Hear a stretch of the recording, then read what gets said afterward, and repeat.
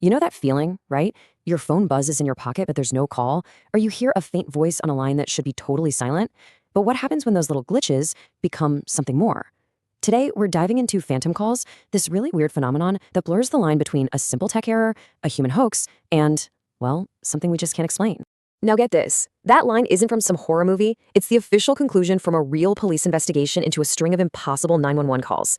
This was a case that stumped every single expert. It defied every piece of technology they threw at it, and it just laughed at every logical explanation they could come up with. So, let's dig in. So, I want you to meet Officer Emily Carter. On October 17th, 2022, she gets dispatched to a 911 call from 5217 Whitmore Road.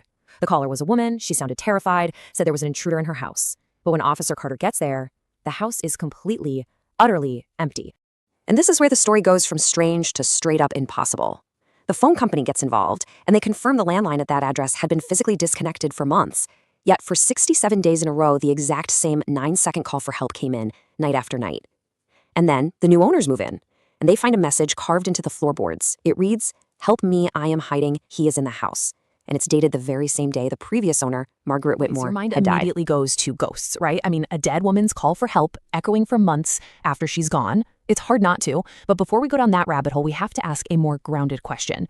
Could this just be a very, very weird technical problem?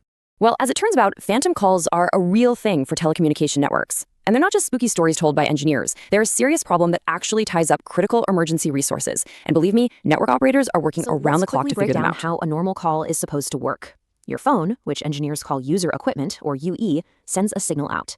That signal hits a local cell tower, and from there, it zips through the network's core systems to connect you. It's all designed to be a really clean, logical path. But as our networks get more and more complex, there are just way more opportunities for things to go wrong. Phantom E911 calls. So what are they technically? Researchers describe them as these short, automatically generated calls, sometimes only a couple seconds long, that your phone can place without you even knowing it happened. And as we've moved from 3G to 4G and now 5G, these weird little byproducts are actually becoming more common. So how do you even begin to solve this? Well, researchers are turning to machine learning. You can think of it like a digital detective, sifting through millions and millions of call records, looking for patterns and clues that a human engineer would almost certainly miss.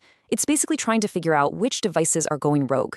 So here's how this digital detective works. The AI splits all the call data into two big buckets, device-level features and network-level features. Basically, it's looking at what is making the call versus how the call is being made. And by doing that, the AI figured out that specific identifiers on the phone itself, things like the type allocation code, which says what model the phone is, and the mobile network code, which identifies the carrier, were super strongly linked to these phantom calls. In other words, a lot of the time, it's not ghosts, it's just buggy code. Okay, so a bunch of these phantom calls are technical glitches. Case closed, right? Well, not always. What happens when the call isn't a network error at all?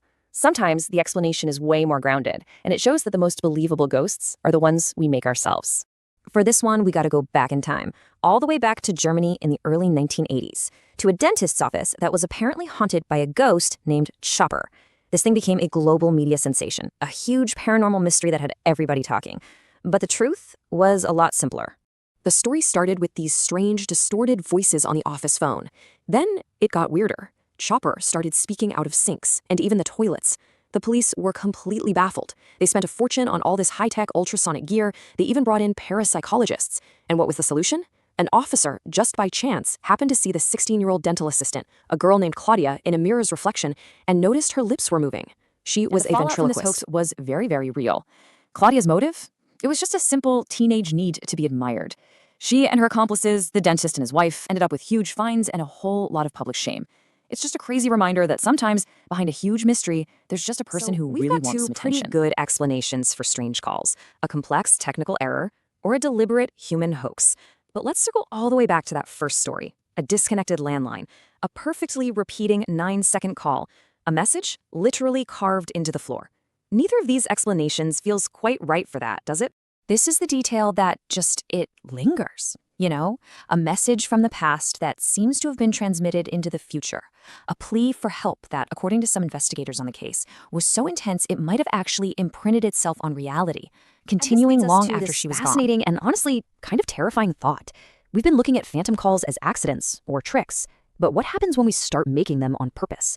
What happens when technology finally gives us the power to create our very own Welcome ghosts? to the era of what some people are calling digital necromancy.